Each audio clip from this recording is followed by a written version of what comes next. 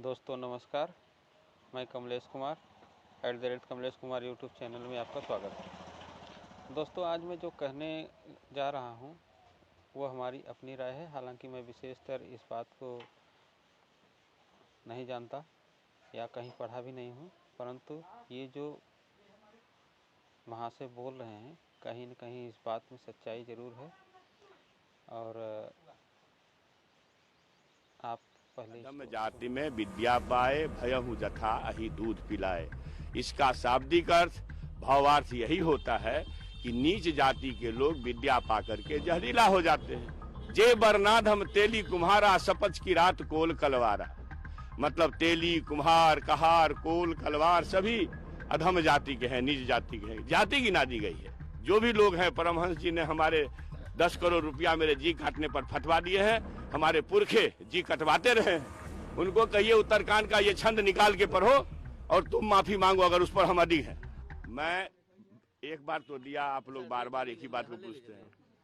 मैं आप लोगों से विनम्र आग्रह करना चाहता हूँ कि आप रामचरितमानस के उत्तरकांड के उस दोहे को याद करिए, पढ़िए निकाल करके, जिसमें लिखा है अधम जाति में विद्या पाए, भयहु जथा अहि दूध पिलाए।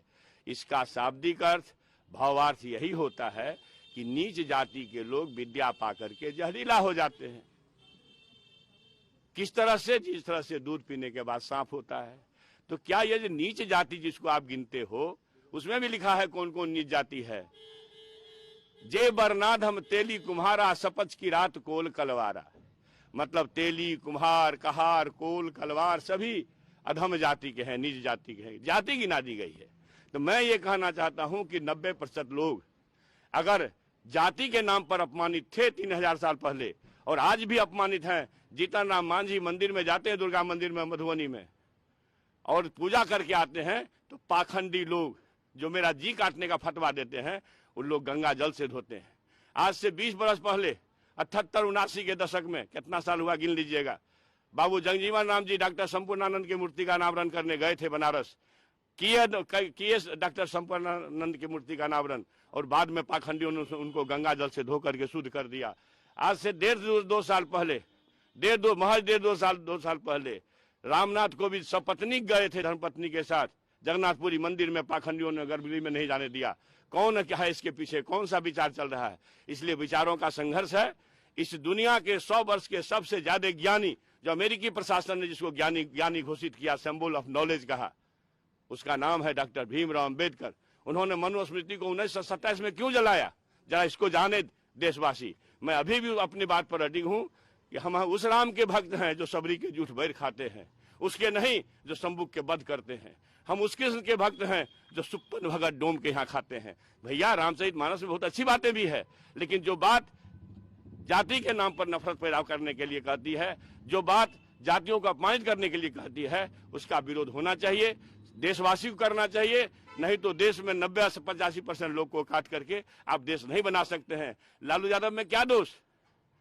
चूहा पकड़ने वालों, घोंघा सितवा डोका चुनने वालों, सुअर चराने वालों, बकरी चराने वालों, तारीख चुराने वालों, पढ़ना लिखना सीखो। गरीबों का आवाज दिया, जंगल राज हो गया और लालू यादव जेल भोग रहे हैं। बाबू जगजीवन राम जी को अपमानित किया। महात्मा फूले पेरियार को क्यों विरोध हुआ?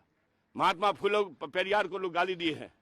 जिसकी धर्मपत्नी इस देश की प्रथम महिला शिक्षिका थी, उसको गाली पड़ा है। मेरा ये कहना है कि आपके जो भी लोग हैं, परमहंस जी ने हमारे 10 करोड़ रुपया मेरे जी काटने पर फटवा दिए हैं। हमारे पुरखे जी कटवाते रहे हैं, हमारी बहनें स्तन कटवाती रही है, इसलिए हम उस बयान पर अड़ी हैं। माफी मांगने बीजेपी उनको माफी मांगना चाहिए। उनको कहिए उत्तरकांड का ये छंद निकाल के पढ़ो और तुम माफी मांगो अगर उस पर हम अड़ी। इनकी अपनी निजी राय है। आप क्या सोचते हैं कमेंट करके जरूर बताएं।